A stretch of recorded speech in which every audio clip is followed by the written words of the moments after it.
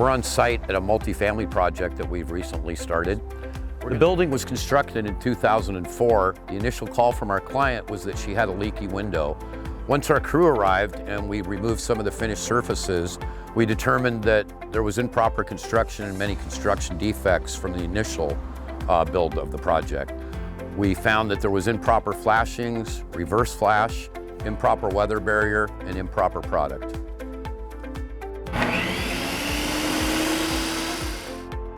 So on this site, we're facilitating the use of a scissor lift, and we're doing this for various reasons. Number one, for safety. We follow all safety protocol.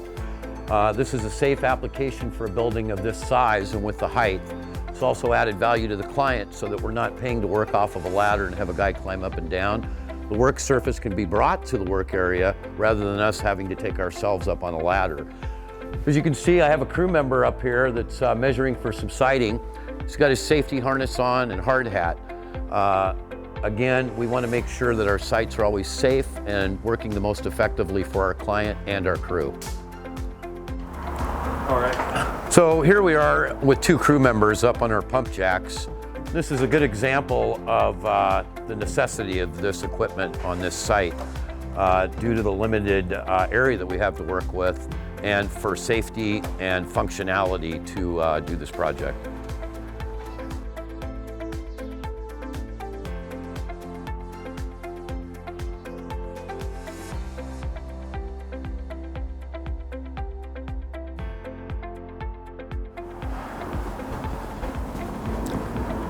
At SFW Construction, we heavily photo document each and every project. We do this for various reasons, some of which are before, during, and after of every project, showing the condition of the building prior to our work, what we're doing during the phase of the project, and the completed work. In addition, this is also done for quality control.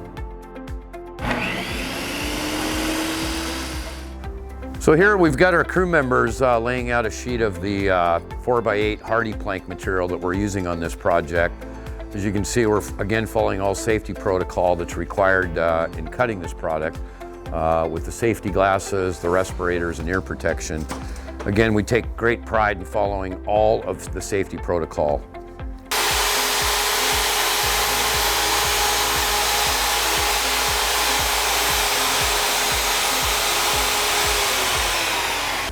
I'd like to talk a little bit about material handling and storage on the site of our projects. We take great pride in following all the procedures to protect the material against the elements. Hardy plank needs to be covered and protected against the rain and weather before it's applied to the structure.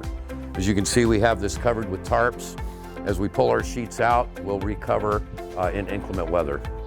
In the case of this project, we're using 4x8 sheets of hardy panel. In addition, the front elevation has 2x8 sheets that are cut that are also hardy panel. In the case on this project, it made more sense for us to outsource the pre-cutting of these sheets. Again, it was of great value for dust management, noise control, and cost savings for our client to have these cut off-site. It was more of a precision cut. Then we had them delivered pre-cut to the site, which saved the client hours of material handling and cutting on location.